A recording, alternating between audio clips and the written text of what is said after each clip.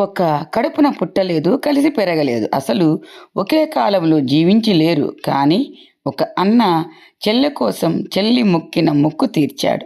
అది కూడా 1, 2 కాదు సుమా! గంగాళాల గంగాళాల పాయసము.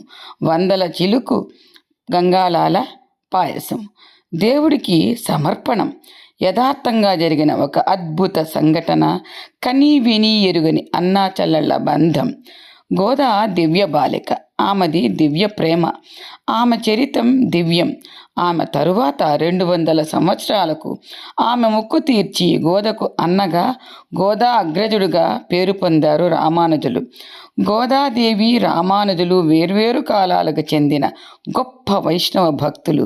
కానీ వారిద్దరూ భక్తి ఉద్యమాన్ని, శ్రీ వైష్ణవ సంప్రదాయాన్ని ఉన్నత శిఖరాలకు చేర్చారు. గోదాదేవి రచన పఠిస్తూ అందులో గోద తనకు శ్రీరంగడితో వివాహమైతే మదురై దగ్గరలో ఉన్న తిరుమాలయం సోరే గుడిలో సుందరబాహు స్వామికి 1000 బిందెల పాయసం చేయిస్తానని మొక్కుకుందని, గోద రంగడిలో లీనమైందని, ఆ మొక్కు తీరలేదని, ఆ మొక్కును తాను తీర్చి గోదా అగ్రజుడు అయ్యాడు రామానుజుడు.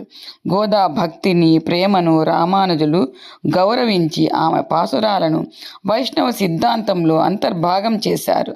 గోద నిష్కల్మషమైన భక్తి, రామానుజుల తాత్వికత కలిసి శ్రీ వైష్ణవ సంప్రదాయానికి 2 బలమైన పునాది.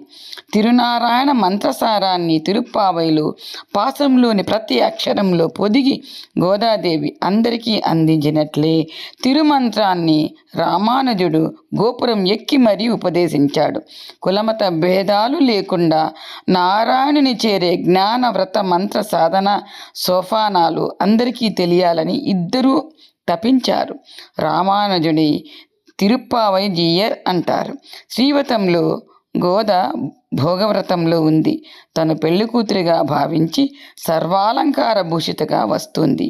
రేపై కూడారై మహిమాన్వితమైన పాసురం. శ్రీవిల్లు పుత్తూరులో అధికంగా సేవించు పాసురము. అందరూ గోదాదేవి తమ ఇంటి ఆడపడుచుగా భావించి పెళ్లి కూతురి చేసినట్టుగా కొత్త బట్టలు, గాజులు అమ్మవారికి సమర్పించి అలంకరించి క్షీరాన్నం మొదలగు పిండి వంటలతో నైవేద్యం పెట్టి కూడారై పాసురం సేవిస్తారు. గోదా దివ్య పదము శరణమమ్మ.